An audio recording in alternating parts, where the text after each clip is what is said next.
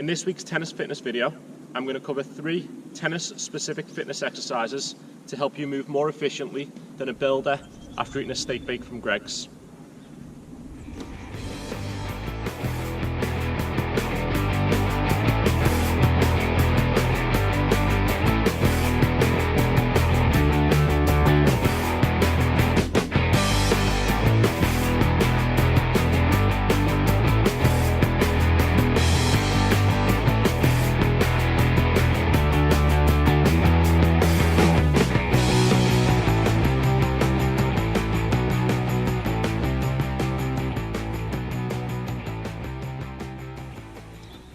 When doing a tennis fitness workout, it's important that you do exercises that replicate the movements used within tennis. So in this video, all 3 drills are going to replicate closely the movements that you'll see on the tennis court. Exercise 1 is a ladder exercise. Now, as you can see behind me, I've got a sports fitness ladder. I'm going to start at one end, I'm going to move across it using side steps, and then move all the way back to the other side using side steps. And the goal of this exercise is to stay nice and wide and low. So every time I move, I'm going to keep one prong or one hole or whatever you call the squares in the ladder open in the middle. So I'll keep one open so that my base stays nice and wide as I move along.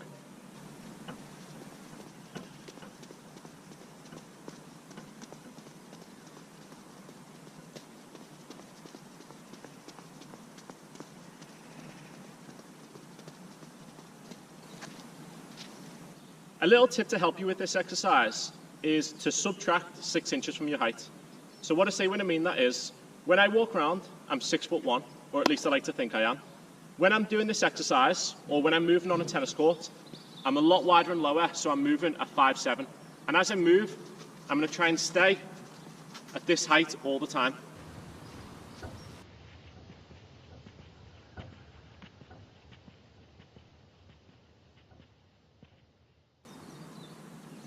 Exercise 2 is figure of 8s.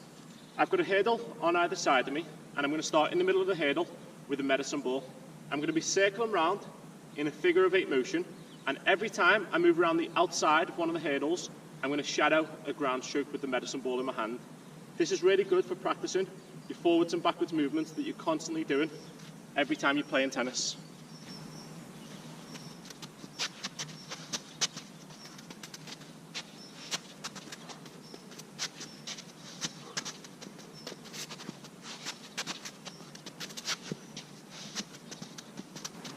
A little tip to help you with this exercise: after you shadow your ground stroke and you finish your stroke, try and bring your outside leg round to a wide base.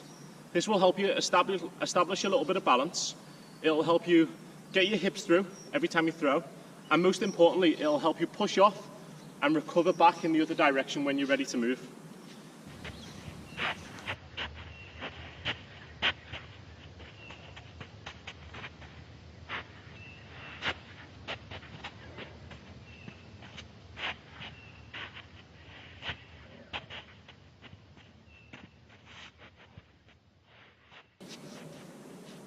Exercise 3 is hit and recover. I'm going to start out by the singles line.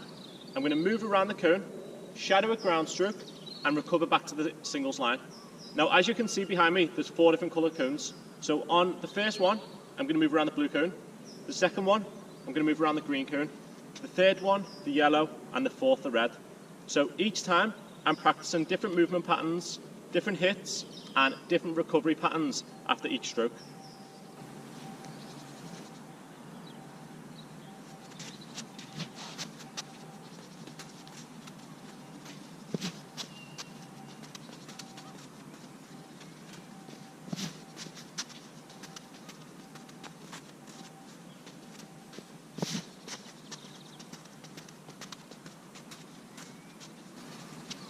A quick tip to help you with this exercise: after you've moved around the cone and shadowed your ground stroke, try and recover all the way back to the line using side steps, facing your target and in your ready position.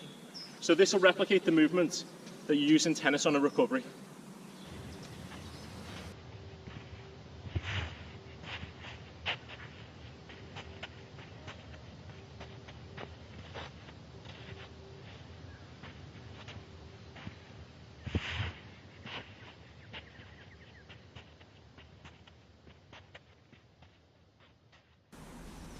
thanks again for watching this week's video.